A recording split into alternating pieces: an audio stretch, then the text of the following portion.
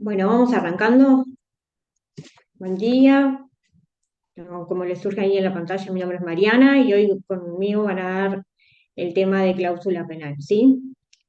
La idea de la estructura de la clase, como la había pensado, es irnos planteando determinadas interrogantes y dando las respuestas que los distintos autores o que se ha planteado en doctrina a ese respecto. ¿Sí? O sea, vamos planteándonos preguntas y vamos viendo qué ha dicho la doctrina al respecto. ¿Sí? Bueno, la primera pregunta que nos podemos plantear, o sea, para poder entrar en el tema, es qué es la cláusula penal, ¿no? No me sale admitir acá. ¿Y qué es la cláusula penal? ¿Alguno tiene alguna idea? ¿Estudió algo? Sí, Valeria. El profesor había comentado que era tenía que ver con algo administrativo, como que frente al incumplimiento se podía aplicar una especie de multa, a pesar de eso. Bien. Sí, después tengo a Analía. Sí, iba a decir algo similar a lo de Valeria, porque a veces nosotros escuchamos cláusula penal y uno capaz que lo relaciona con derecho penal, y en realidad viene a ser como una pena, un gravamen ante el incumplimiento de un contrato. Perfecto. Jennifer. Hola, buen día.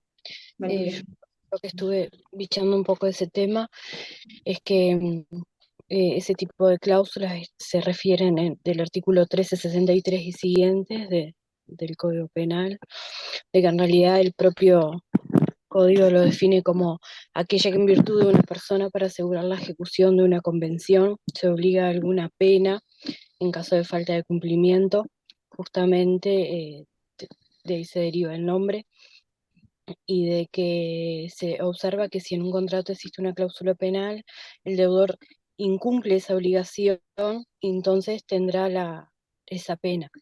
Que a partir de esa definición se puede señalar de que al ser una cláusula penal se trata de un negocio jurídico pactado entre acreedor y deudor, que es algo que ya está en el contrato, que es un negocio jurídico de garantía porque tiene la finalidad de asegurar de cierta forma el cumplimiento de la obligación, la ejecución del contrato, y que también tiene, que también de ahí se une mucho a lo que uno está acostumbrado de penal, de que tiene una función punitiva porque impone al deudor una pena en el caso que no cumpla. Sí, ahí Jennifer tocó varios aspectos que vamos a ir desarrollando un poquito más adelante, pero sí es como una definición bastante acabada de lo que es la cláusula penal. ¿Me queda Carlos? Buen día, profe. Buen día Buen a día. todos. La cláusula penal es un pacto. O sea, es un acuerdo de voluntades que se da entre el deudor y el acreedor, eh, donde se obliga el deudor a pagar una pena. Va por ahí la cosa. Muy bien. Sí, básicamente todo lo que ustedes dijeron es correcto. O sea, la cláusula penal en sí puede verse tanto como una obligación como un negocio jurídico. O sea, si nosotros leemos Gamarra o incluso el propio Verdaguer, lo establecen como un negocio jurídico, ¿sí? Un negocio jurídico de carácter accesorio a un negocio principal, o sea, al negocio principal, que lo que tiende es asegurar el cumplimiento de una obligación, ¿sí? Y como accesorio que es, se dan también los caracteres de subsidiariedad y bueno, también tiene los rasgos de autonomía, ¿sí? Y eso básicamente refiere a la vinculación que tiene un negocio con el otro, ¿sí? O sea que precisamente al ser accesorio no tiene autonomía de por sí y hace en sí a cuál es la función de la cláusula penal. O sea, digamos, esa función que tiene de asegurar el cumplimiento de otra obligación, ¿sí? Antonio. Profe, no sé si se escucha, estoy en ómnibus. Es Sí. una pena mucho más dura por ejemplo, es una pena que casi el doble, ¿no? Como pena punitiva. En sí hay una presión psicológica para que el deudor cumpla y por lo tanto en la opción de la cláusula penal el deudor pagaría, pero con mucho más valor que si fuera a pagar un daño y perjuicio, por ejemplo. Gracias, profe. Sí, sí, se escuchó perfectamente, Antonio. En verdad, eh, es posible que se establezca, Gracias. o la idea es que se establezca como un valor bastante superior a lo que serían los daños y perjuicios que podría irrogar el incumplimiento al deudor, ¿sí? Precisamente para que cumpla esa función de constreñirlo a cumplir. Pero no necesariamente tiene que establecerse en esos valores.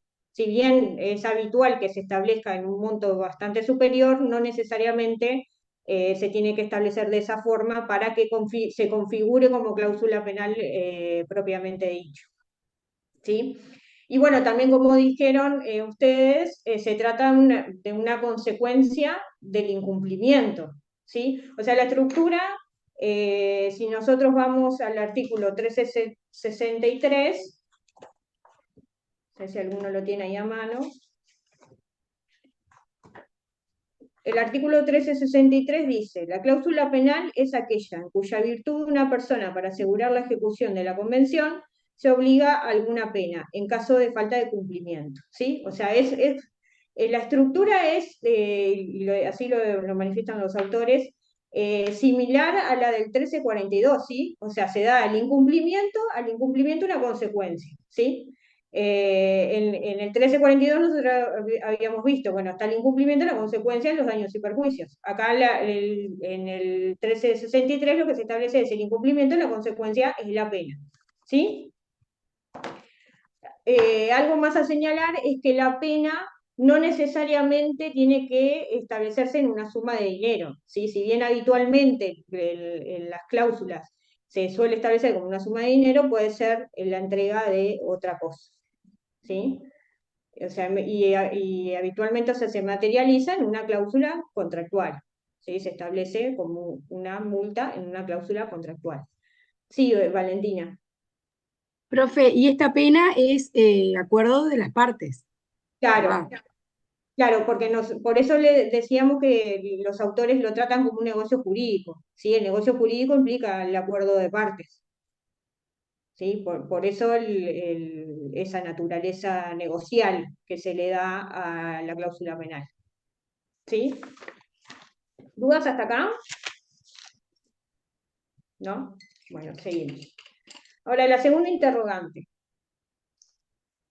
Esto respecto de, bueno, ¿qué es la cláusula penal? La segunda interrogante sería qué función cumple o qué naturaleza jurídica tiene la cláusula penal. Bien, y un poco lo adelantaron los compañeros. Digo, la cláusula penal, la naturaleza que se le da por parte de los autores es naturaleza punitiva, ¿sí? O sea, precisamente esa naturaleza sancionatoria, esa idea de castigo al deudor ante el incumplimiento, ¿sí? Por eso también refería Antonio a, bueno, que se suele establecer en un monto bastante superior a lo que sería típicamente el resarcimiento de daños y perjuicios, lo que podría llegar a ser la evaluación de los daños y perjuicios, ¿sí? Para que se vea esa visión de castigo, ¿sí? Entonces, Gamarra dice, bueno, lo vemos en dos estadios. En un primer momento, esa cláusula, esa pena se ve para constreñir al deudor al cumplimiento, y en un segundo momento es, bueno, efectivamente el castigo que tiene la obligación de pagar esa suma de dinero. ¿Sí? Bueno, suma de dinero, como dijimos que es lo habitual, sin perjuicio que podría ser la entrega de otra cosa. Ahora bien, esta función punitiva de castigo ¿En qué se basan los autores? Es precisamente en el artículo 1363, esa función de asegurar el cumplimiento de la ejecución de la convención, ¿sí? Y le asignan únicamente función punitiva y no resarcitoria, ¿sí? ¿Por qué? En verdad, o sea, acá la discusión está entre si tiene únicamente función punitiva o si también tiene función resarcitoria, ¿sí? ¿Y esto por qué se da? Porque si nosotros vemos el 1363 no tendríamos ningún problema. O sea, el 1363 y decimos, bueno, es para asegurar la ejecución de la convención, bueno, hasta ahí no tendríamos drama, tiene función punitiva, no hay problema. El tema es que si nosotros seguimos un poquito más adelante en los artículos del Código Civil y vamos al 1367, este artículo, ni bien comienza, dice, la cláusula penal es la compensación de los daños y perjuicios. Entonces nosotros decimos, bueno, ¿qué es entonces? Es la compensación de los daños y perjuicios. Y si es la compensación de los daños y perjuicios, ¿qué es? Tiene naturaleza resarcitoria. Entonces,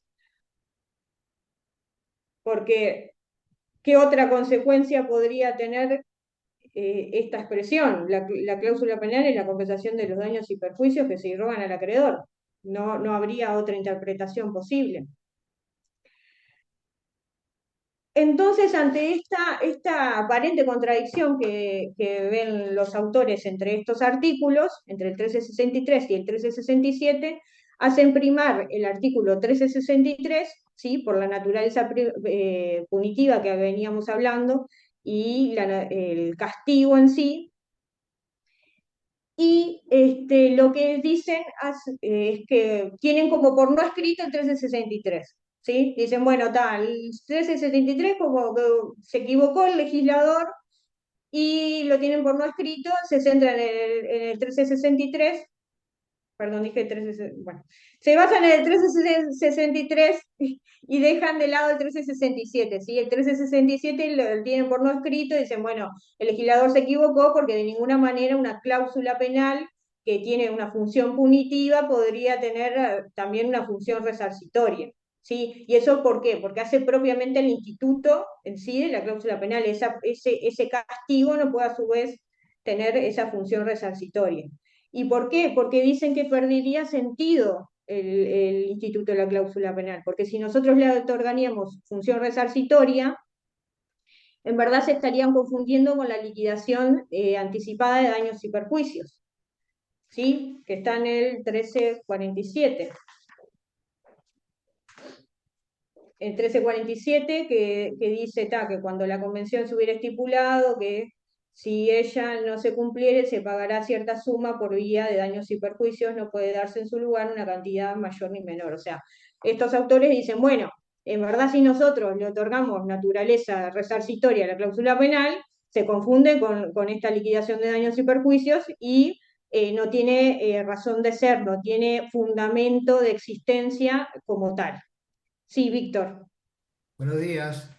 buenos Profe, días. pero mirando todo el artículo 63, 67, para mí queda claro que igual, así todo siempre es una garantía, es parte de una garantía del convenio, ¿no? De lo que se conviene.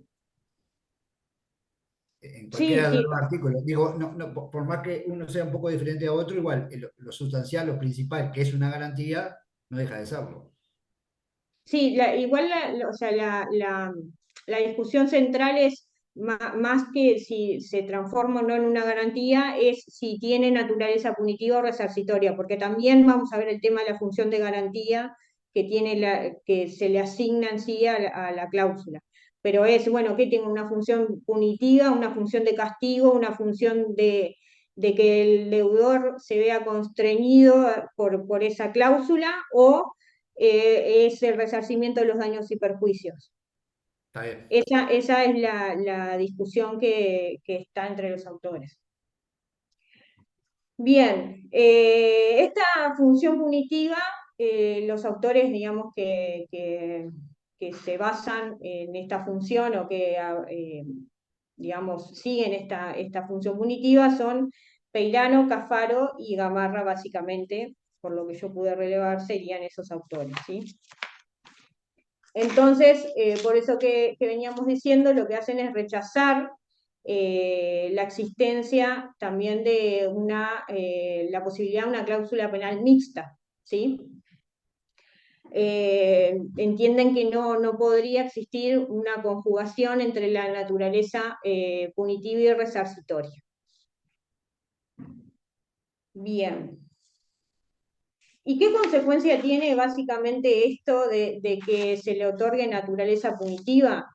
Bueno, la consecuencia que tiene es que se puede acumular a los daños y perjuicios. Esto lo vamos a ver un poquito más adelante, pero básicamente la consecuencia de asumir la posición de que la cláusula penal tiene naturaleza punitiva es que se puede acumular a los daños y perjuicios.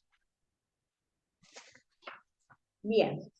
Por otro lado, está la doctrina o la tesis que entiende que la cláusula penal tiene naturaleza mixta, ¿sí?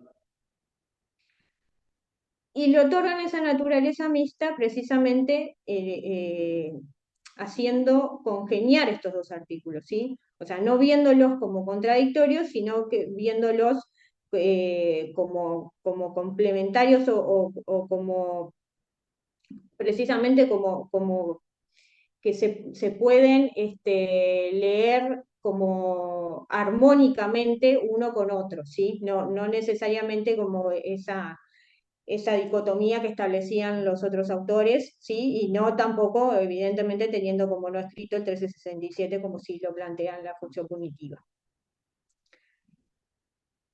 Entonces, lo que establece esta posición de la tesis mixta es que tiene estas dos naturalezas, la punitiva y la resarcitoria. ¿Y por qué lo dicen? O sea, porque en sí establecen que el instituto no perdería sentido como lo establece la función punitiva, los que siguen la función punitiva, porque en verdad el instituto de la cláusula penal se aplica cuando se da el incumplimiento, ¿sí? Distinto a lo que es el instituto de la liquidación anticipada de los daños y perjuicios, que se da únicamente cuando hay daño, ¿sí? Entonces dicen, bueno, en verdad no es que pierde sentido la cláusula penal si le damos función resarcitoria, ¿sí? En verdad no pierde sentido. ¿Por qué no pierde sentido? Porque en verdad la liquidación anticipada de daños y perjuicios implica el daño, y en la cláusula penal lo que yo tengo que acreditar es el incumplimiento, ¿sí? Y por otro lado también dicen, bueno, también está el tema de que la cláusula penal en sí, el monto, como habíamos dicho, muy probablemente sea superior al de los daños. Entonces, ahí es donde está la naturaleza punitiva, ¿sí? Se daría entonces complementariamente esas dos funciones. No sé si alguien quiere agregar algo, tiene alguna duda al respecto.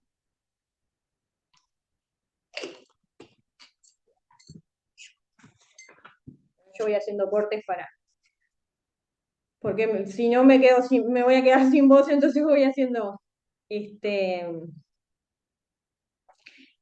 sí, Valeria. Yo no entendí, pero capaz que es algo que ya dimos y yo no lo entendí antes. Cuando hablas de la liquidación anticipada de la obligación, dijiste, De daños y perjuicios. ahí va. Entonces, ¿me podés explicar? O sea, no entendí porque dijiste algo como que se entendería que pasa eso. No sé, hay una parte que me perdí. ¿Cómo se hace efectivo las dos funciones punitivas? ¿Es solo desde la teoría? O sea, desde la teoría se hace en práctica la función punitiva y la función resarcitoria, ¿o en los hechos hay algo diferente?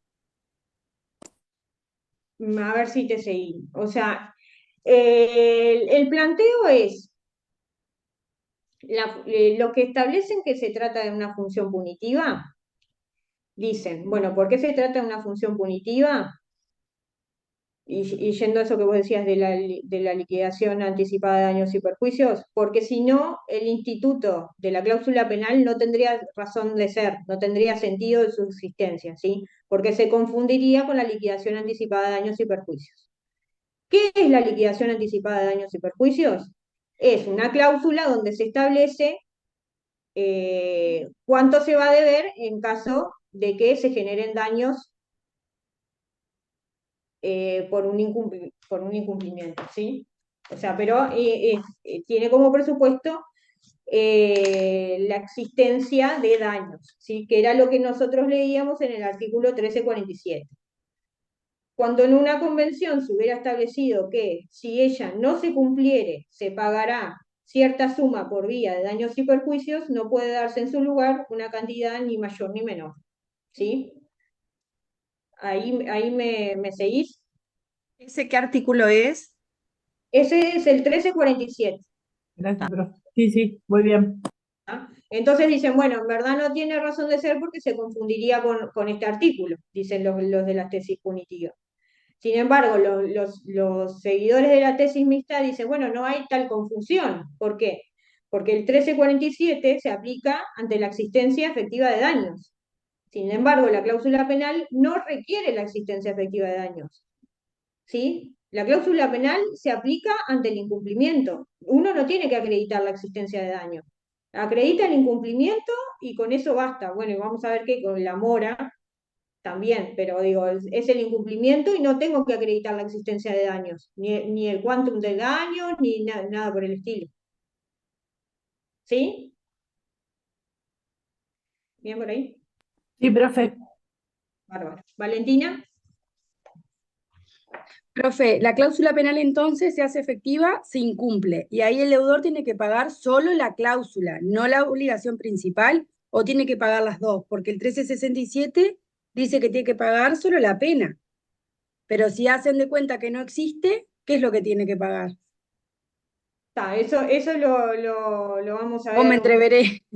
No, no, está bien tu pregunta, lo vamos a ver un poquito más adelante. O sea, en verdad se discute, hay un artículo específico que lo resuelve, pero hay una discusión de si yo puedo pedir la cláusula penal y la ejecución específica, la cláusula penal y la ejecución por equivalente. No hay duda de que puedo pedir la cláusula penal y la resolución, por ejemplo. ¿Sí? Pero eso lo vamos a ver un poquito más adelante, ahora a continuación. Y la cláusula penal y eso que decía la compañera, no, los daños no, porque si Bueno, él incumple la obligación principal, tiene la cláusula, pero a la vez tiene un daño. Entonces capaz que bueno, puede pedir eso otro. ahí es lo que veíamos. Depende de la naturaleza jurídica que le... No, está perfecta, están bárbaras las intervenciones. Porque aporta claridad además a lo que venimos dando. Y además son dudas súper razonables y pensadas. La acumulación de la cláusula penal y los daños y perjuicios depende de la función que uno le otorgue. Eso que veíamos hace un ratito, si yo me adhiero a que tiene función punitiva y no resarcitoria, o sea, no de daños y perjuicios, yo podría acumular cláusula penal y daños y perjuicios. Sin embargo, si yo le doy la función mixta, ¿sí? Que dice que la cláusula penal tiene función punitiva y resarcitoria, no la podría acumular a los daños y perjuicios. ¿Sí? Porque si no estaría pagando doblemente daños y perjuicios. O sea, la cláusula penal tendría incita el resarcimiento de los daños y perjuicios para la teoría mixta, que en verdad es la que prima en nuestro ordenamiento. ¿Sí? O sea, la que prima jurisprudencialmente hablando. Jennifer.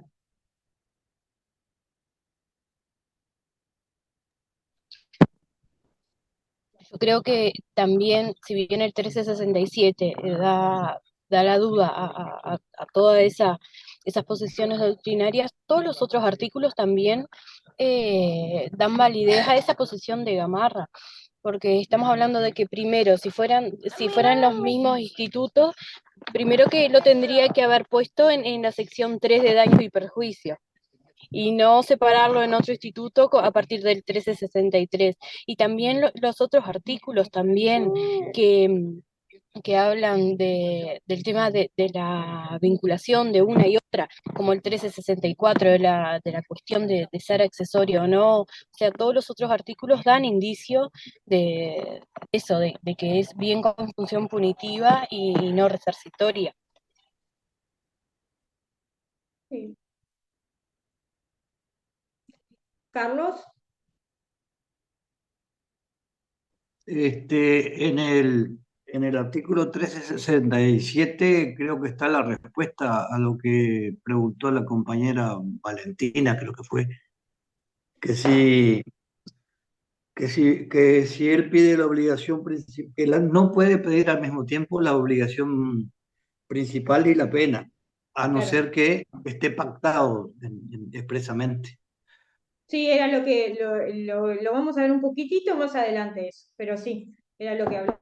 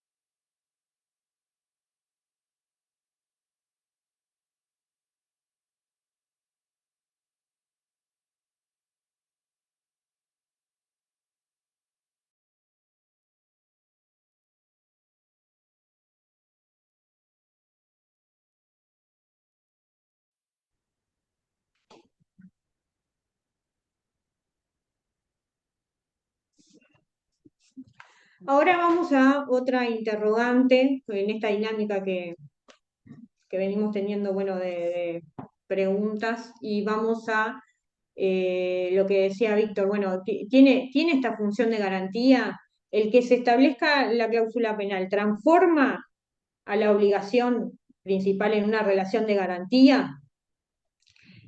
Y bueno, para esto tenemos que ir a lo que establece el artículo 1369, ¿sí? El artículo 1369 dice: incurre en la pena estipulada el deudor que no cumple dentro del tiempo debido, aun cuando la falta de cumplimiento provenga de justas causas que le hayan imposibilitado de verificarlo. Sin embargo, si la obligación principal es de entregar cosa cierta y determinada, cosa determinada, y esta perece, no tiene lugar la pena en los casos en que el deudor no sea responsable de la obligación principal. ¿Sí? ¿Qué es lo que se ha entendido que establece este artículo? Que para los casos de entrega en verdad, de obligaciones de hacer y de no hacer, la obligación se transforma en una relación de garantía. ¿Sí? ¿Por qué? Porque dice que no se puede exonerar por justas causas. O sea, dice, aún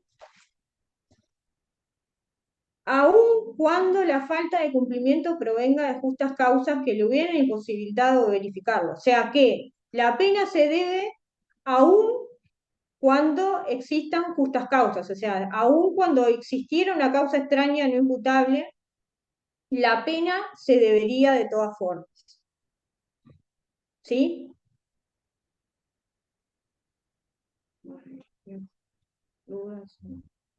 Analía. Una consulta, a ver si es en un caso práctico así. ¿Es cláusula penal, por ejemplo, cuando se establece la venta, por ejemplo, de un campo y se deja una cláusula de que si no o sea, finaliza el negocio, hay que pagar la cláusula penal? Entonces, la persona que va a comprar ese campo, al fin, por un tema de que vendía una cosa y con eso compraba la otra, llega un momento en que no puede cumplir, entonces el otro se queda con el campo y además recibe el pago de esa multa. ¿Eso es una cláusula penal, puede ser? Sí, a ver si te seguí. Vos decís que se establece una multa por, por el caso de que no se concluya un negocio. Sí, Sí, podría ser, porque no sí. se llega a realizar porque el otro vendía otra cosa para comprar eso, el otro negocio no le sale. Y claro, y aún así no se exime de tener que pagar la multa por no haber cumplido esa compra. Es como que antes, no sé, esa cláusula va en cualquier tipo de contratos o, por ejemplo, puede ir en un contrato, o sea, en una etapa precontractual, de escritura de un negocio final. Esa cláusula, en verdad, por lo que yo vi, no tiene limitaciones. O sea, va en cualquier tipo de contrato. Ahí está. Ah, ok. No hay limitaciones. Porque Sí, vamos a ver. sé de dos casos que pasó eso, y ahora, bueno, cuando empezamos a ver la cláusula, pensé que tal vez podría ser esa la figura jurídica que se utilizó, en la cual la persona tuvo que, no hizo el negocio, no se quedó con el campo, perdió el negocio, porque al El tema momento que lo es, tenía que terminar no tuvo el dinero, entonces no se quedó con la cosa y además tuvo que pagar una multa. sí, sí, sí, básicamente sí, el hecho que desencadena el pago de la multa es el incumplimiento, estaríamos dentro de la cláusula penal. Pues vamos a ver un poco más adelante si en verdad lo que yo tengo es un derecho a no concretar ese negocio, es otra figura. Pero si es consecuencia del Que pensé que incumplimiento, ahí, como no se exime, pensé que podía ser el caso. no, pero esto de no eximirse es ¿Qué pasa cuando opera la causa extraña no imputable? ¿Sí? Ah, ok. Yo tengo una causa extraña no imputable que opera, que me impide a mí cumplir. ¿Debo o no debo la pena? ¿Sí? Eso es el postulado que está estableciendo este artículo. Sí, Mariana, antes de que sigas ahí, me parece que en lo respecto a lo de la función, si cumple función punitiva, indemnizatoria o algo, ahí creo que la posición de Mariño aporta un poco de claridad dentro del entrevero que es, porque realmente es un entrevero, y parece que cada autor tiene una posición distinta. Y ahí Mariño lo que dice es, si ustedes leen el 1367, dice, la cláusula penal es la compensación de los daños y perjuicios que se irrogan al acreedor por la falta de cumplimiento de la obligación principal. No puede, pues, pedir a la vez la obligación principal y la pena, a no ser que se haya pactado así expresamente. Sin embargo, si habiendo optado por el cumplimiento de la obligación no consiguiera hacerla efectiva, puede pedir la pena. Entonces ahí en el 1367, inciso 2, dice, no puede pedir a la vez la obligación principal y la pena, a no ser que se haya pactado expresamente. Ahí habla de la acumulación, dice, bueno, entonces, ¿cuándo cumple función punitiva? O sea, en principio, según el 367, cumpliría función indemnizatoria. ¿Cuándo viene a cumplir función punitiva? Cuando se pacta expresamente la acumulación. Entonces, si ustedes en el contrato pactan que se podrá reclamar acumulativamente los daños y la pena, ahí al pactarse la acumulación, evidentemente, si yo puedo reclamar los daños y además puedo reclamar la pena no va a tener función indemnizatoria, sino que va a tener función punitiva. Y también se puede pactar acumulación de cláusula penal y daños y de cláusula penal y ejecución forzada. Pactando de esa manera, no les va a quedar dudas en el contrato de que la pena tiene función punitiva. Eso era, Mariana. Gracias. Bien. Víctor. Profe, con el 1369, ¿puede dar, en el inciso segundo me queda más claro, pero puede dar ejemplos? A ver si nos puede aclararme un poco con ejemplos. ¿1367 o 369? 69. El 1369. Ah, pero eso no, ahora se va a desarrollar en la clase, esperen.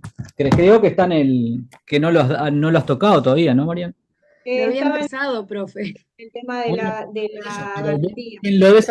déjenla desarrollar. Víctor.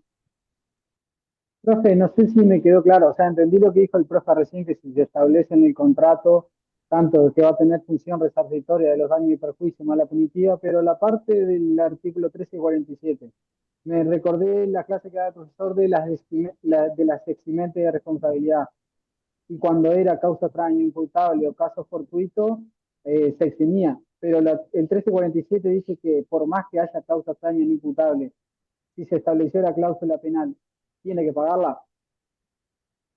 Claro, en verdad lo que dice el artículo 1369 es que para el caso de las obligaciones de hacer y de no hacer, ¿sí? En caso de que existiera causa extraña no imputable, no se eximiría. Eso es lo que establece. No así para el caso de obligaciones de dar cosa cierta y determinada, porque se excluye en el inciso segundo, ni tampoco para las obligaciones genéricas, porque el género no perece. Entonces, en el análisis que hicimos con el profesor para atribuir responsabilidad dentro de del daño, la relación el anexo causal y la relación de atribución, le tendríamos que sacar la eximente responsabilidad en el caso que haya cláusula penal y sea obligación de hacer o no hacer. Claro. Bien, gracias.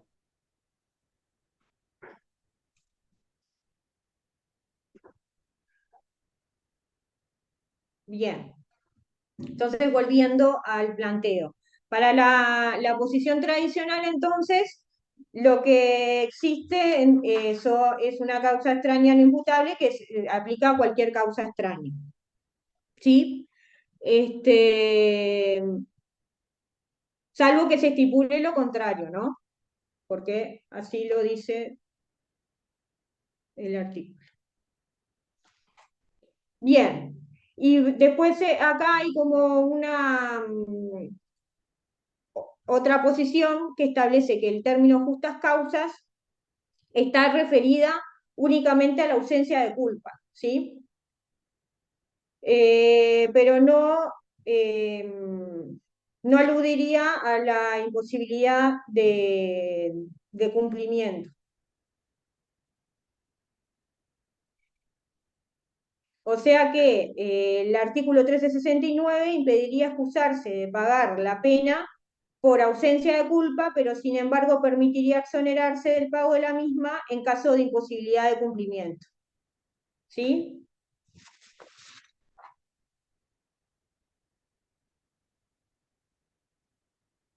Y el ejemplo, a ver, un ejemplo de una obligación, eh, y puede ser una obligación de no hacer. Yo me obligué a no hacer un muro y lo hago, y entonces ahí es donde debo la pena.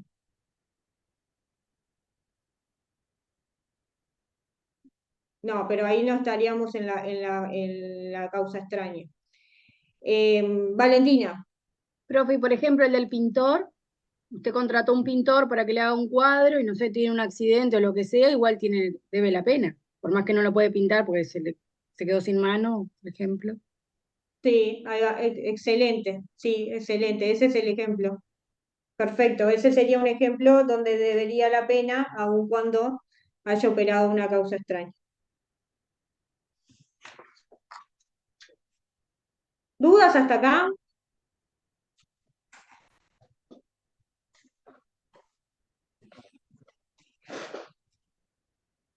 ¿No? Seguimos.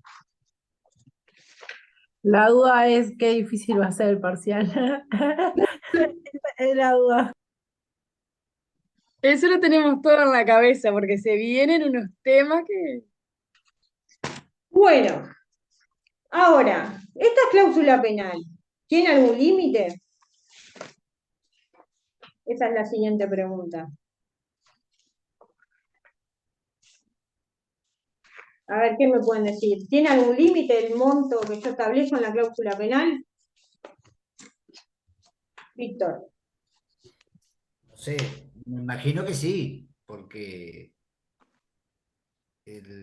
aparte, me parece que también el límite lo puede poner la otra parte, porque si hacemos un contrato, no va a poner el monto que uno quiera, digo, tiene que ser algo equilibrado, me imagino, de alguna Bueno, manera. ahí está el límite de la autonomía de la voluntad. Sí, como es una cuestión que es un negocio jurídico, es lo que las partes acuerden. Sí, ahora, ¿hay un límite exterior del ordenamiento jurídico a esa autonomía de la voluntad? Antonio.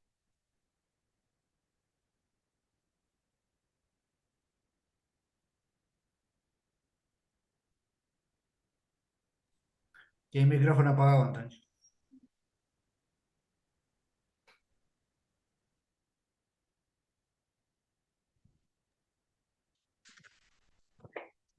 No, Antonio no. ¿Analía? Las normas de orden público nos limitan la autonomía. Sí, específicamente, ¿qué podría ser? No, no van. Antonio, a ver ahora. Profe, no hay límites, se estipula el monto en acuerdo. Sí, está la autonomía privada, en principio no. Marcelo, Supongo que la usura debe ser el límite. ahí está. Ahí quería llegar.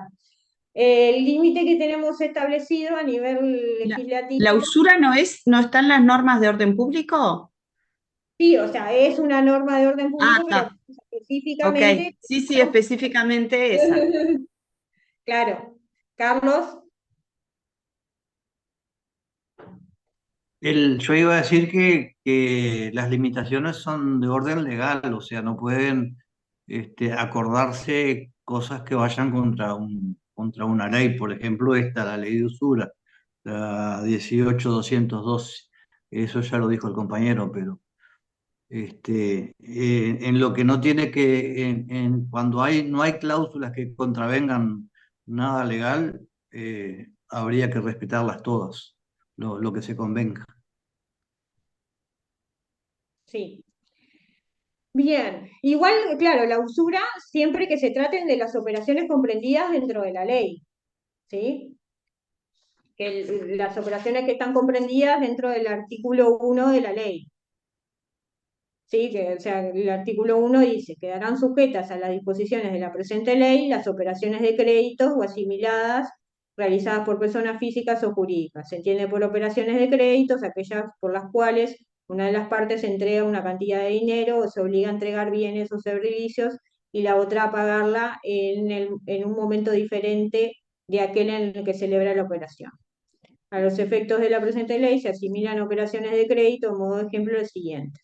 El descuento de documentos representativos de dinero. B, las operaciones con letras de cambio y con documentos representativos de obligaciones de crédito pagaderos a la vista a cierto plazo desde la vista a cierto plazo desde su fecha o a fecha fija. C, el financiamiento de ventas de bienes y servicios otorgando crédito mediante el uso de tarjetas, órdenes de compra u otras modalidades. ¿Sí? O sea, siempre que se encuentre dentro de estas operaciones la cláusula penal estuviera pactada dentro de un contrato que se dé en alguna de estas operaciones, tendrían este límite, ¿sí? ¿Y por qué decimos que tendría este límite? Por lo que dice el artículo 10, ¿sí? Porque incluye la cláusula penal dentro de los intereses, dentro del cálculo de los intereses. La existencia de intereses usurarios dice, para determinar la existencia de intereses usurarios en las operaciones de crédito se calculará la tasa de interés implícita. En términos financieros, tasa interna de retorno, que surge de igualar el valor actualizado de los desembolsos de crédito con el valor actualizado del flujo de pagos de capital, intereses compensatorios, comisiones, gastos, seguros u otros cargos por similar concepto, incluidas las cláusulas penales, aplicándose en lo pertinente lo dispuesto en el capítulo cuarto, extensiones de la presente ley. Sí.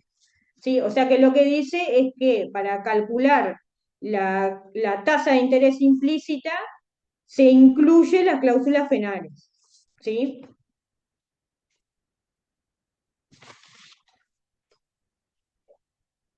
Profe, y acá también está lo que decía usted hoy, que en caso de que los intereses y la cláusula superen el máximo, eh, no serán exigibles.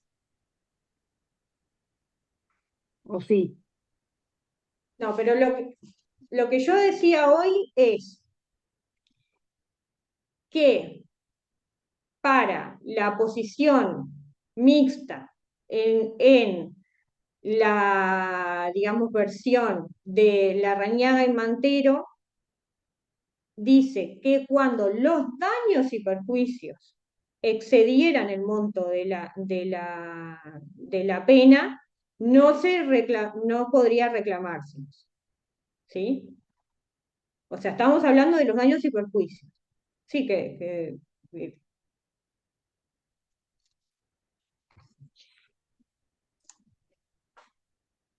bien. Y estas disposiciones de la ley fueron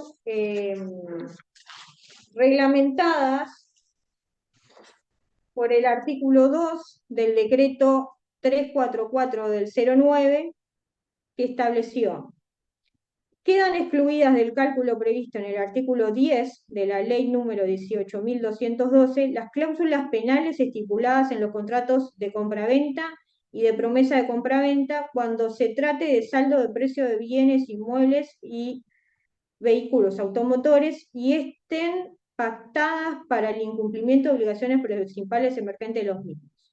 En estos casos, la cláusula penal no podrá superar el 100% del saldo exigible al momento del incumplimiento. Dicho límite será aplicable tanto en caso de ejecución forzada como resolución de contrato.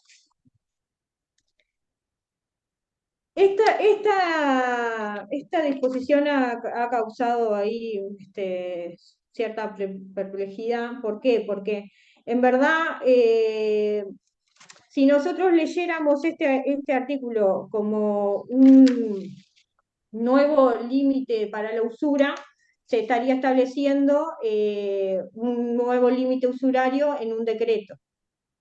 Entonces este decreto sería ilegal. Sin embargo, la interpretación que nosotros tenemos que hacer o sea, es tratar de compaginar este artículo con lo que dice la ley.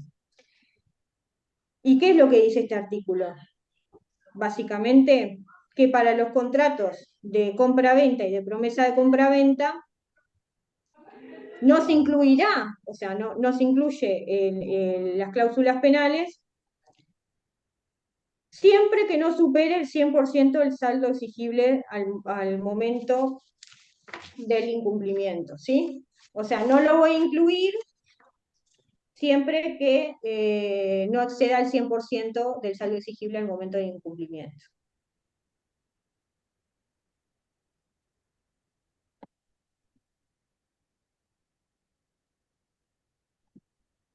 Entonces, podemos establecer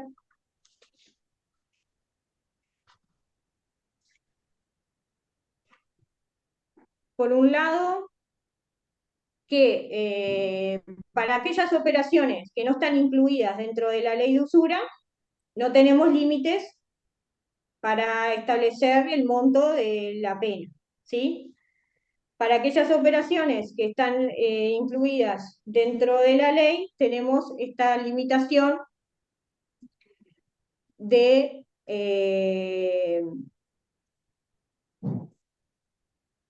que establece el artículo 10 y este artículo 2 del decreto, ¿sí? O sea, el monto de la pena se excluye si se excluye si no supera el 100%, o sea, no lo incluyo en el cálculo del interés, pero en el caso de que supere el 100%, va a estar incluida para el cálculo del interés de la tasa de interés implícita. El decreto es el 34409. ¿Puede repetir lo último, profesora? Disculpe. Porque ahí me imaginé. Básicamente yo tengo las operaciones que están excluidas de la ley, ahí no tengo límites. En las operaciones que están incluidas en la ley, tengo que incluir la cláusula penal para el cálculo de la tasa de interés implícita, ¿sí? Ahora, el decreto establece que no la tengo que incluir cuando se trate de operaciones, de contratos de compra-venta y de promesa de compra-venta de bienes inmuebles y vehículos automotores, siempre que no supere el 100% del incumplimiento. O sea, a contrario sensu, si supera el 100% del monto del saldo de precio de incumplimiento, lo incluyo. ¿Me siguieron ahí? ¿Sí? Sí, profesora, sí, muchas gracias.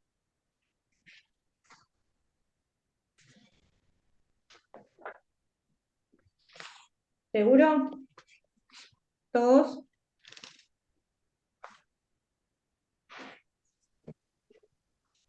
Sí, profe, bien. Bien.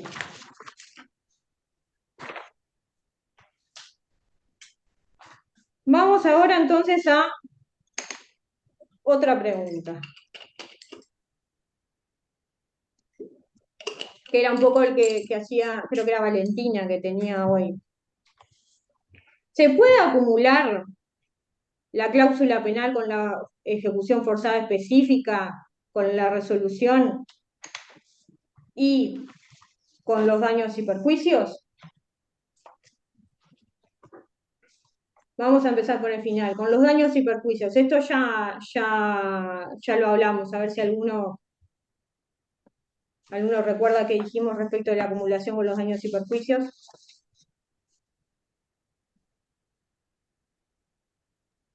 Lo que dijimos de que si el daño llegaba a 150 y la cláusula era 100, ¿se tenía que resarcir ese 50 también?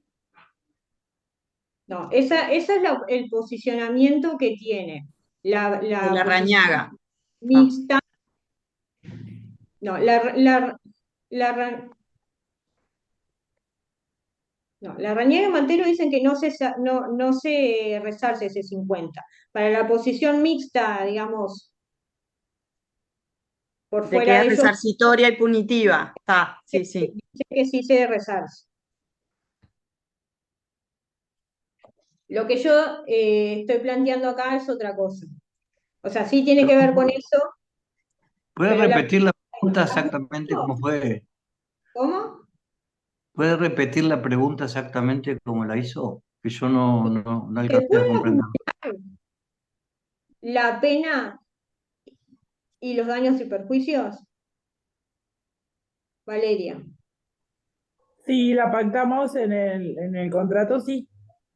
Podemos pactarla, podemos acordar las dos cosas. Ahí se podría. Sí, ¿y en qué otra hipótesis?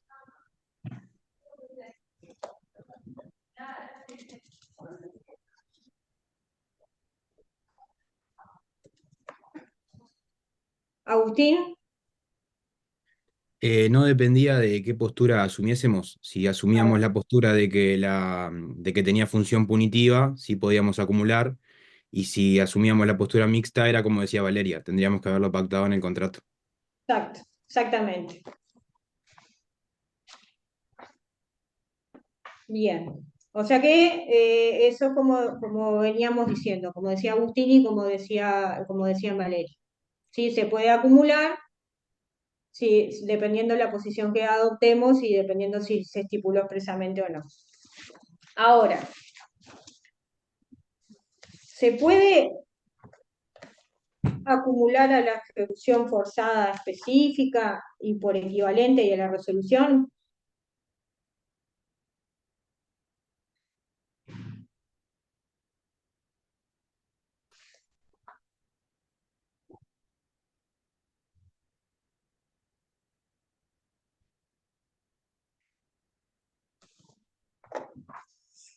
¿Qué dicen ustedes? ¿En qué artículo tendríamos que estar para contestar esa pregunta? ¿No? Bueno, vamos al 1367. El artículo 1367 dice: la cláusula penal es la compensación de los daños y perjuicios que se irrogan al acreedor por la falta de cumplimiento de la obligación principal. Hasta acá lo veníamos analizando, ¿sí? No puede, pues, pedir a la vez la obligación principal y la pena, a no ser que se haya así pactado expresamente.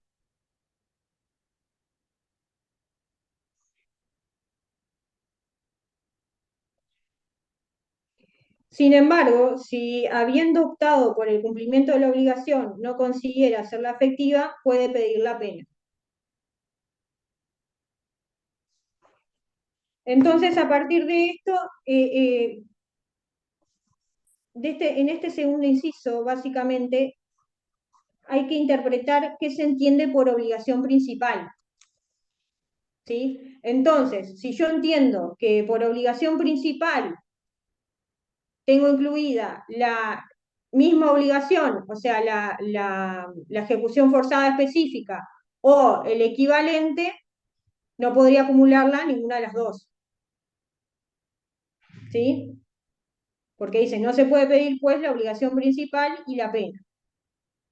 Entonces yo no podría acumular la pena con la ejecución, tanto específica como por equivalente. Siempre la podría acumular a la resolución como lo habíamos dicho, lo habíamos anticipado anteriormente. Sin embargo, Gamarra hace una disquisición acá con la lectura del inciso tercero, que dice, sin embargo, si habiendo optado por el cumplimiento de la obligación no considera hacerla efectiva, puede pedir la pena. ¿Sí? Entonces, acá lo que se dice es, bueno, esto puede referir, cuando refiere a obligación principal, solo a la ejecución forzada específica, no así a la ejecución forzada por equivalente. ¿Sí? O sea que yo no podría acumular únicamente la pena con la ejecución forzada específica y sí podría acumularla con la ejecución forzada por equivalente.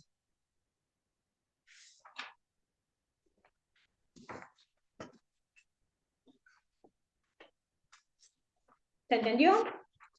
¿Me expliqué, mejor dicho? Bien. O sea, yo entendí que con la resolución sí se puede, porque Sí. se extingue. Lo que no entendí fue con la específica y la ejecución por equivalente. Para eso tenemos que ir al inciso 2 del artículo 1367, ¿sí? El inciso 2 del artículo 1367 dice, no puede, pues, pedir a la vez la obligación principal y la pena. ¿Sí? Acá el meollo, digamos, la cuestión está en qué entendemos nosotros por obligación principal.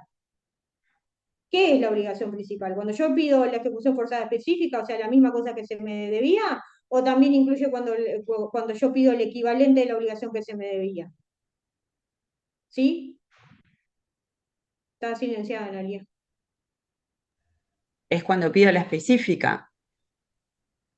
Bueno, Gamarra, continuando con la lectura y yendo al inciso tercero, entiende que sí, pero si uno va a la lectura del inciso segundo, dice la obligación principal, no dice, no te establece la disquisición entre cómo yo estoy exigiendo esa obligación principal. ¿Sí? O sea, no diferencia el artículo, si yo te estoy pidiendo la obligación principal in natura o por equivalente. Entonces, en verdad, no podría acumularlo por ninguna de las dos. Para Gamarra sí, se podría acumular con la por equivalente. Había una mano levantada ahí. ¿No? No, mía, profe, pero en realidad cuando dice la obligación principal es la obligación que pactaron, no la consecuencia, porque al pedir por equivalente o pedir el resarcimiento es como la consecuencia. Claro. No sé, no lo entiendo así como por equivalente o específica, no, como que no me... Pero está. ¿Cómo no? Claro, porque en realidad acá dice, no se puede pedir a la vez la obligación principal y la pena. O sea, la Sí, obligación principal vendría a ser a lo que nos comprometimos. sí. Y bueno, entonces, ¿por qué? No entiendo en dónde entra la ejecución forzada específica o por equivalente que no se podría. Y acá, No sé o si... sea, ¿cómo pido yo la obligación principal cuando hay un incumplimiento? Porque nosotros estamos partiendo del incumplimiento, no nos olvidemos, ¿cuándo yo puedo exigir la pena? Cuando hay incumplimiento. ¿Sí? ¿Dudas? Bien.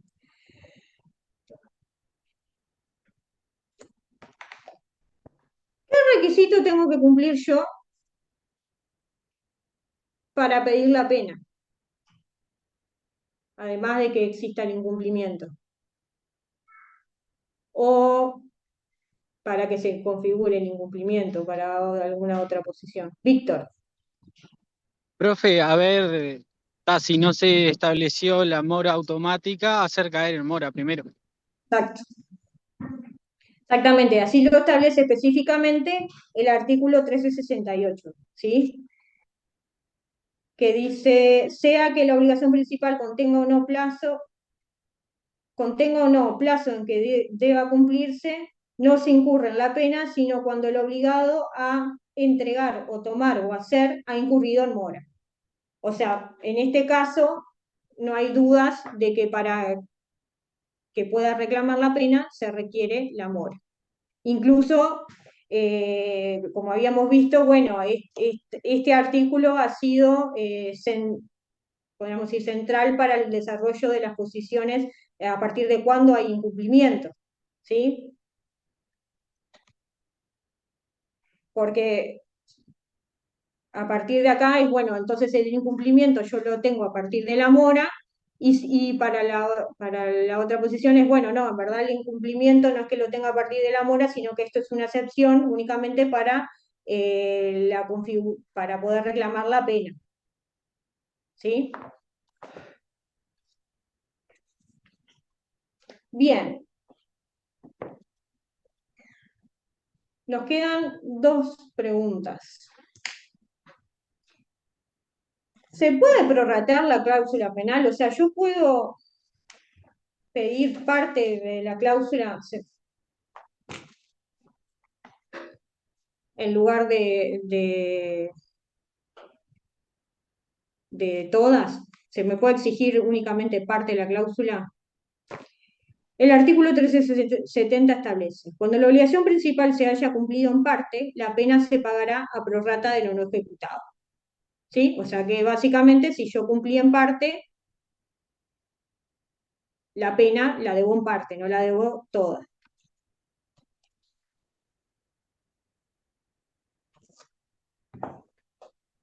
Igual a este respecto se ha discutido doctrinariamente qué pasa en materia de resolución de contrato.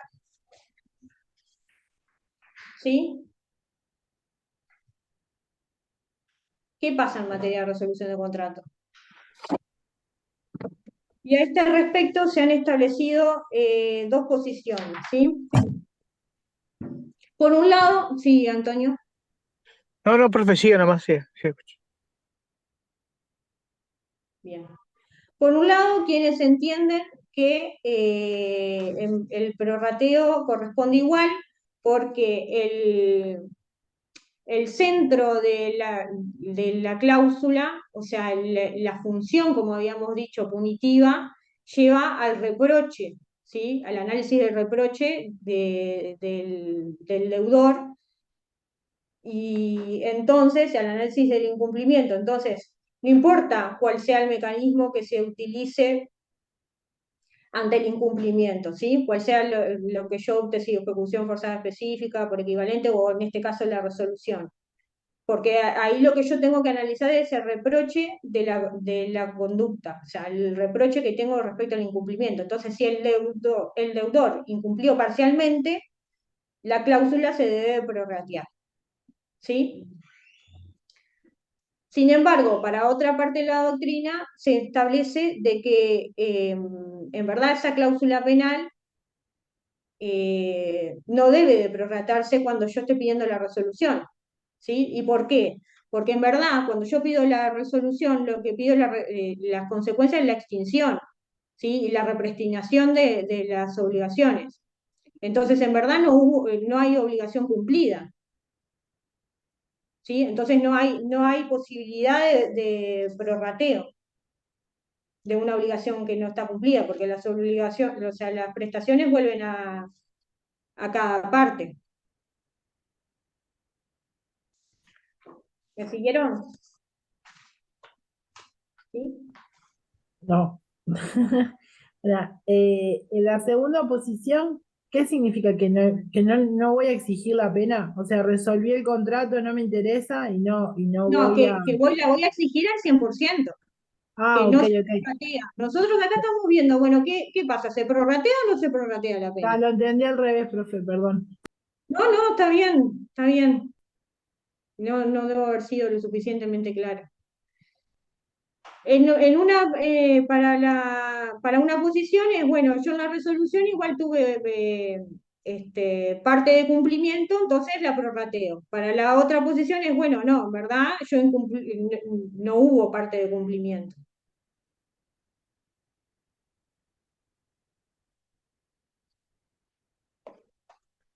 Después también se ha planteado respecto de este 1370, bueno, este 1370, ¿qué naturaleza tiene? ¿Es una norma de orden público?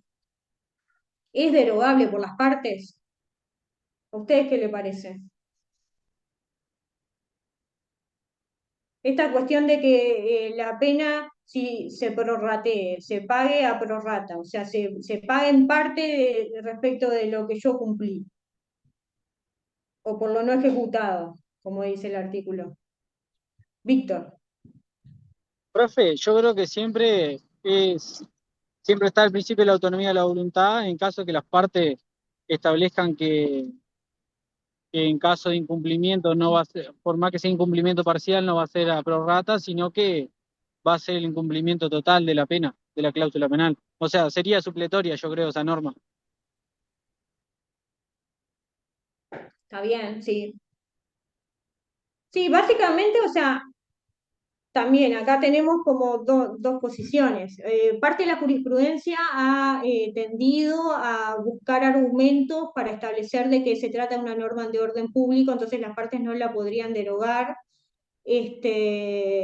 Sin embargo, no tiene mucha fuente legal ese tipo de posicionamiento, porque no hay ninguna norma que establezca que es inderogable por parte de las partes, como sí lo establece, por ejemplo, el Código Civil francés. El Código Civil francés establece expresamente la inderogabilidad de este tipo de cláusulas. Sin embargo, en nuestro código no dice nada, nuestra legislación no establece nada respecto de la derogabilidad o no de las cláusulas. Entonces, en principio, las partes podrían acordar de que no es aplicable el prorrateo. Bien. ¿Dudas hasta acá? No, profe, no, está todo bien. Todo entendido, profe. Bueno, muy bien. Entonces vamos a la última pregunta. ¿Qué diferencia tiene la cláusula penal con otros institutos? ¿Sí? La cláusula ¿Cómo? penal... ¿Alguien No, habló? ¿cómo había dicho? ¿Cuál es la diferencia de la cláusula penal con qué? Con otros institutos, porque en general se la suele confundir con las arras penitenciales y con la multa penitenciaria. ¿Sí? ¿Qué son las arras penitenciales? Bueno, las arras están establecidas en el artículo Profe, ¿le 10. puedo decir? Sí, decime, Antonio. Sí, bueno, son multas. Por ejemplo, una multa sería que por el desistimiento del contrato, las multas por desistimiento que se llama, las arras penitenciarias y la otra sería una seña, ¿no, profe? O sea, una seña, si el contrato no, no es eficaz, la otra contraparte se queda con la seña. Esta sería una. Por ahí va, profe. Sí, sí. Las arras están establecidas en materia de compraventa en el artículo 1665. ¿Sí? El artículo 1665 dice: las cantidades que con nombre de señal o barra se suelen entregar en las ventas se entienden siempre que lo han sido por cuenta del precio y en signo de ratificación del contrato, sin que pueda ninguna de las partes retractarse perdiendo las arras. Cuando el vendedor y comprador convengan en que mediante la pérdida de las arras o cantidad anticipada le sea lícito arrepentirse y dejar de cumplir lo estipulado, deberán expresarlo así por cláusula especial del contrato. Como bien decía Antonio, bueno, en el primer inciso se regula las arras confirmatorias, que en verdad acá no hay confusión con el tema de la cláusula penal, porque es una seña que se da al momento del perfeccionamiento del contrato. Lo que sí hay confusión es con las arras penitenciales, ¿sí? Que es lo que está establecido en el inciso 2, que dice que mediante también es una entrega, ¿sí? Por eso se dice que es un negocio real, ¿sí? Entonces dice que mediante la pérdida de las arras, o sea que es esta señal, este dinero entregado, le es lícito arrepentirse y dejar de cumplir con lo estipulado, ¿sí? Ahora, si uno lo ve así